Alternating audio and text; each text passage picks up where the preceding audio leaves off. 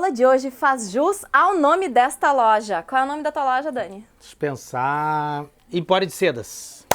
Empório de Bingo! Sedas. Então hoje vamos falar sobre a seda. Eu quero que o Dani comece essa aula com a história da seda, porque ele falou já na nossa live e eu tenho certeza que vocês ficaram arrepiadas. Eu não estava vendo vocês, mas eu sei que aqui, ó, arrepiou ou eu teria escutado um ó se fosse uma palestra ao vivo.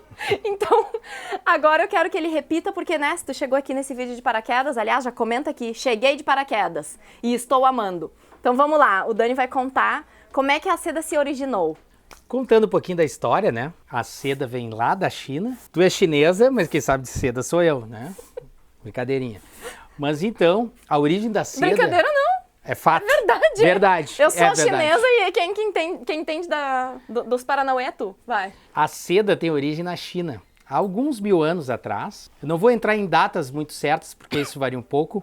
Aliás, se vocês gostam de pesquisar e pesquisar história, essa é uma das histórias mais bonitas, independente de ser sobre tecidos. Mas sendo, né, eu vou puxar para nossa brasa aqui, que é fantástico. A história da seda conta uma lenda que uma imperatriz estava embaixo de uma árvore, que nem Newton até, né, com a maçã, como a árvore é importante na nossa história. E, tomando um chá, caiu um casulo, como este aqui, um casulinho de uma borboleta, caiu em sua xícara. Aquele chá meio dourado, né? Começou a soltar um leve fiozinho, filamento ali, que começou a dar um brilho, uma beleza, que deixou-a estupefata. Então, a partir daí, se criou esse tecido, que é essa fibra, na verdade, que são esses tecidos maravilhosos que encantaram e encantam o mundo até hoje. E, inclusive, né, até a busca do comércio de levar esses tecidos do Oriente para o Ocidente, criou uma das principais rotas de comércio da época, né, a famosa Rota das Sedas. E que, inclusive,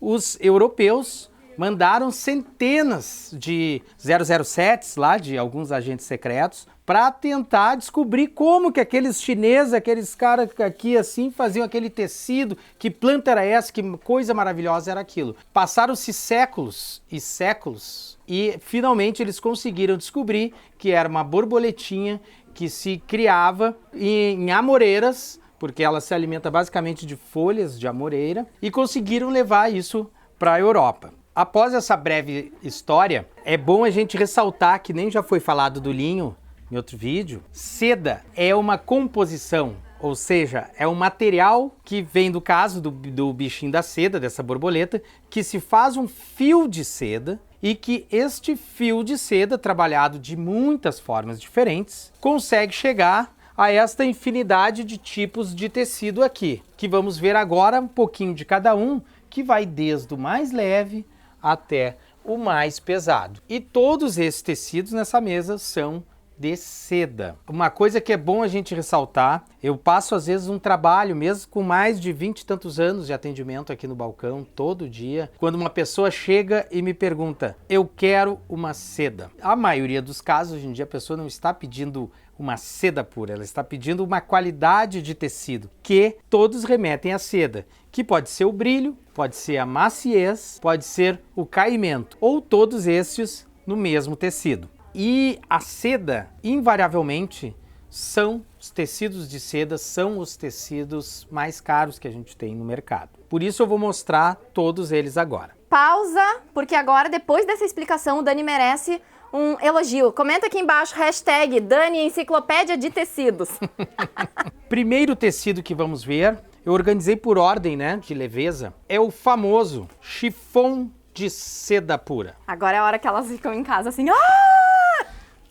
Esse aqui é feito na China, e isso é atributo de qualidade para o produto, até porque a seda vem de lá. Mas esta qualidade de chifão aqui, no Brasil não consegue se fazer, na Itália não consegue se fazer. Esse produto chinês é o que a gente consegue com uma super qualidade, porque ele tem que ser super leve, super fininho. E uma característica do chifão é esse enrugadinho que tem no tecido, porque isso não é feito como um acabamento posterior. Se pega fibras, fios do tecido e se torce para um lado e o outro se torce para o outro. Quando o tecido fica pronto, ele dá essa característica de enrugadinho nele.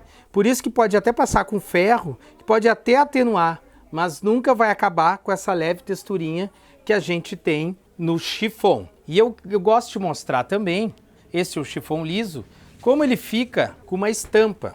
Esse daqui até faz um degradê e que fica um tecido com um caimento e que não tem muito brilho, mesmo sendo uma seda. Este é feito na Itália, por sinal. Próximo na lista, a gente tem a famosa musseline de seda, ou pongé número 5, ou palha de seda. São nomes que as pessoas chamam, é uma palavra francesa, tem uma origem também.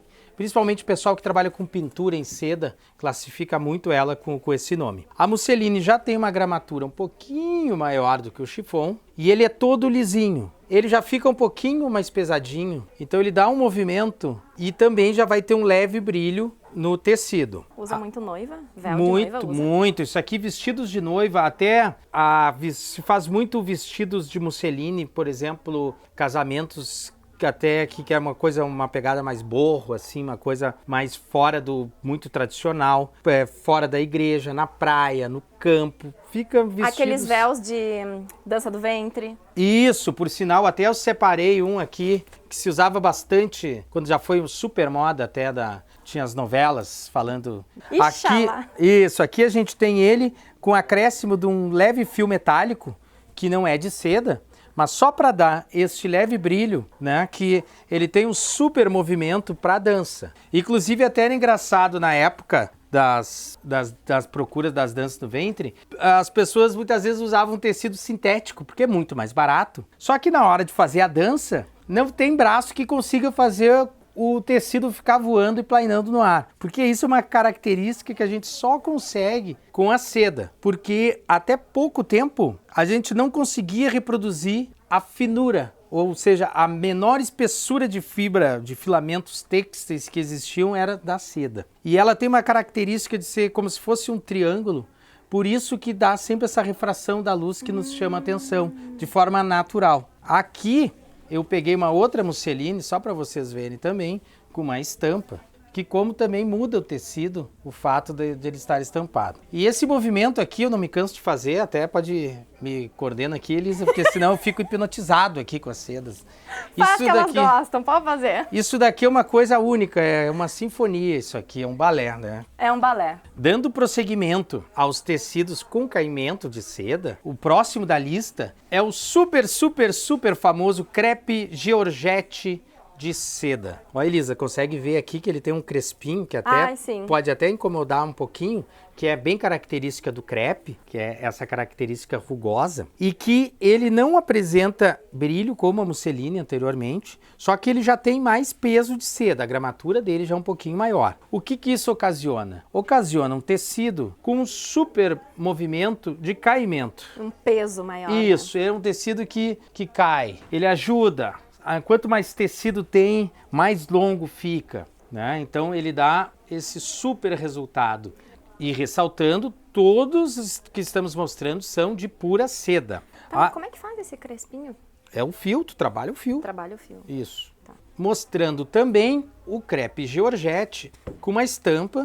Aqui eu até peguei, não por acaso, uma estampa de um bicho estilizada, mas é sempre muito usado, né? A gente pega aquelas senhoras super clássicas, uma camisa, um vestido em crepe Georgette com uma estampa de animal print que não sai de moda. Aliás, conselho, né? Quem gosta tem que usar sempre porque é atemporal. E também vemos aqui esse movimento de caimento pelo próprio peso, né? Que a gravidade vai ocasionar. Na sequência, a gente tem o crepe romain ou crepe romano, que numa linguagem bem simples, seria como se fosse o crepe Georgette numa gramatura maior. E ele já é feito num pontinho de crepe, ó, Elisa, consegue ver aqui que ele já fica um pouquinho mais liso. E aqui a gente vê, ó, o caimento dele, ele nem flutua, ó. Uhum. Ele pesa. Ele despenca. Isso, mas é para realmente fazer assim, ó.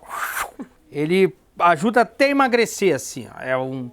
Ainda mais feito no viés daqui, ele dá um resultado que vai parecer uma compressão daquelas malhas. Seguindo a sequência, temos agora a seda, que vai ser um pouquinho mais estruturadinho. Ó, ele é fininho, como a musseline e como o chiffon, tem um movimento, porque é leve, mas você já consegue ver que ele já cria Ele arma, né?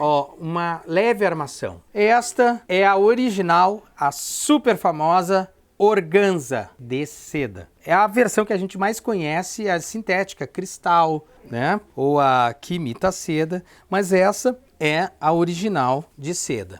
Também vai dar um movimento um pouco menor. Quando a gente quer fazer alguma coisinha mais estruturada, né, ela vai ser muito adequada. E na sequência eu peguei aqui, só para vocês verem, uma organza de seda estampada, que também dá um efeito super bacana, dependendo qual é o objetivo da costura.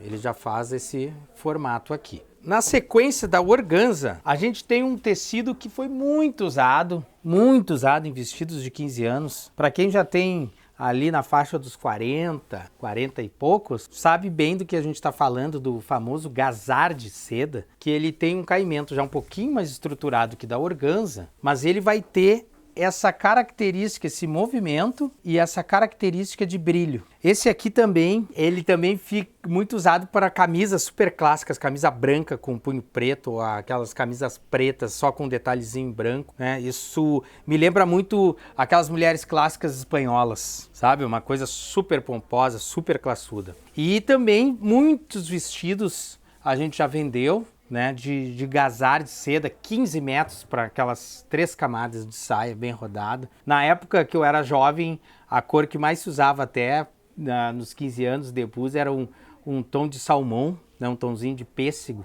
Né? Quem é dessa época sabe o que eu estou falando. E aqui eu queria mostrar para vocês, que não é tão comum, que é um gazar de seda estampado. E que também, ele dá um movimento muito diferente. Já imaginei um kimono. Com certeza. Ele vai ficar com um movimento, né, um pouco diferente, mas que fica muito legal. Seguindo na ordem de pesos, agora a gente volta para tecidos com um pouco mais de caimento, só que com mais peso. E a gente está aqui com um crepe que é muito legal, que é o crepe de Chine, ou crepe da China. E este crepe, ele é liso. Crepe de seda da China. Crepe de Chine. Crepe da China. Mas de pura seda, como é que é a nomenclatura? Onde é que entra a seda aqui? Tu não precisa dizer que ele é de seda. Mas não tem o sintético e o natural?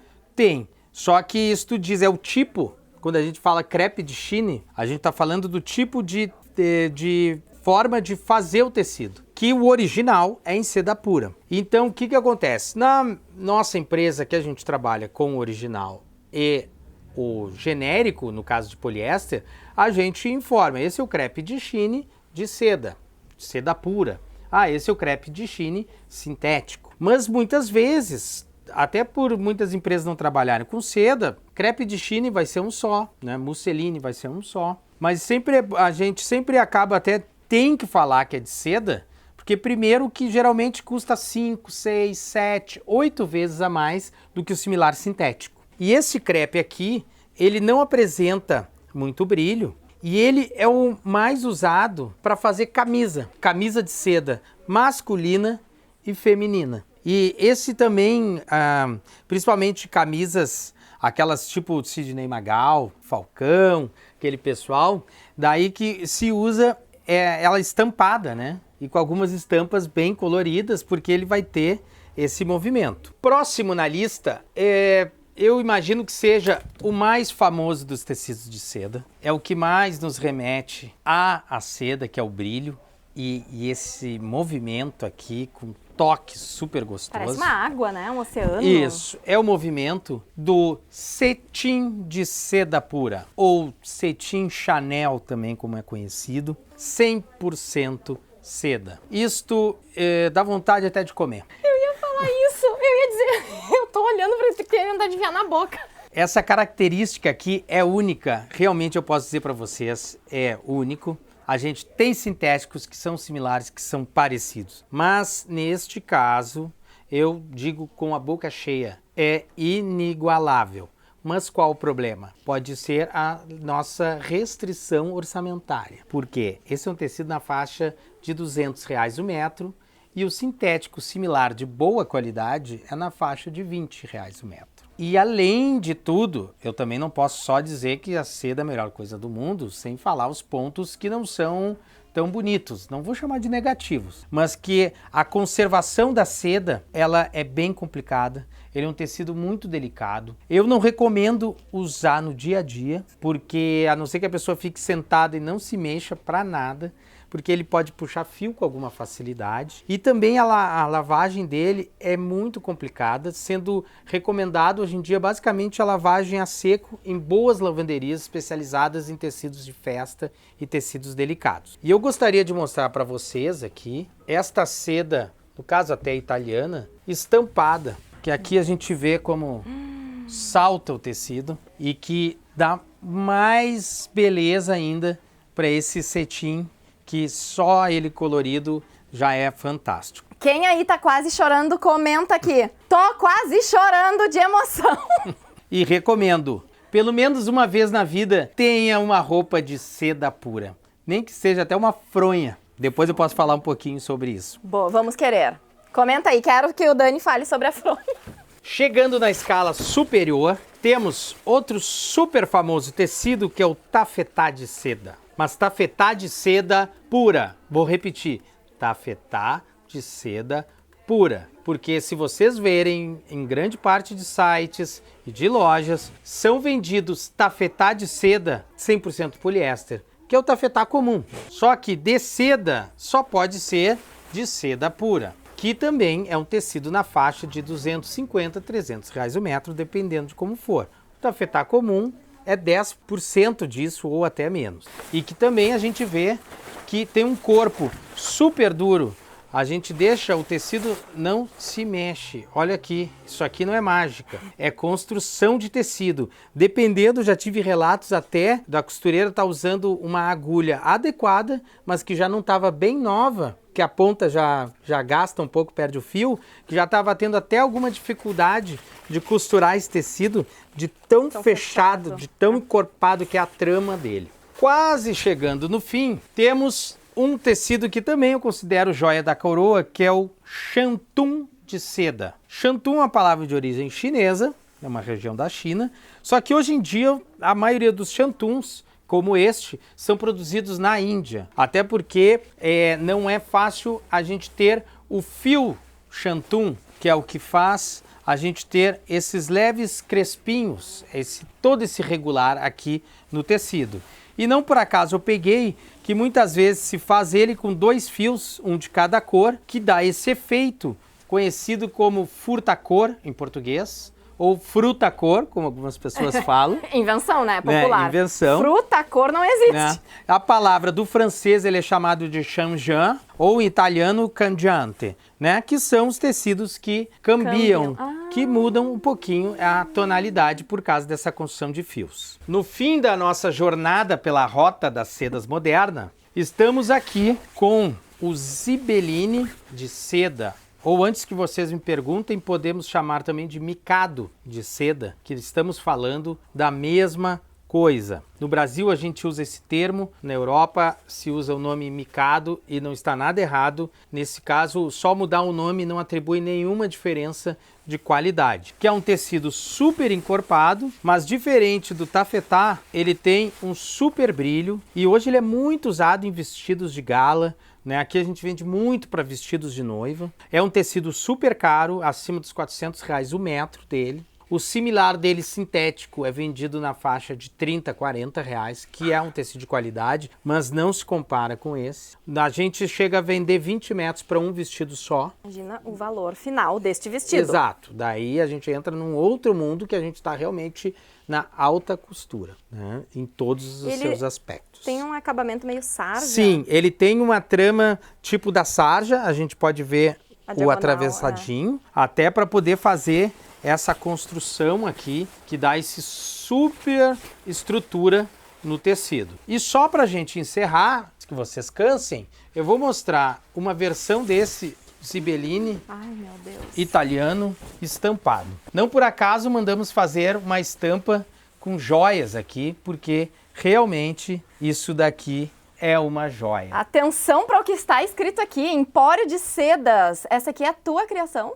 Ele é desenvolvido por nós, junto com um parceiro italiano. Uau, que chique! Então esse aqui só tem aqui. Só tem aqui. Ó, quem quiser comprar este tecido, aqui na descrição tá o contato da loja e a Empório entrega para todo o Brasil. E depois dessa super aula, tenho certeza que a gente merece aqui uma inscrição no canal, um joinha, um comentário, né? Todo esse trio aí pra ajudar o canal a crescer. Assim a gente volta com mais vídeos. E se tu quiser saber mais, aqui na descrição tá o link que vai direto pra essa playlist, onde tem uma série tudo sobre tecidos. Até a próxima!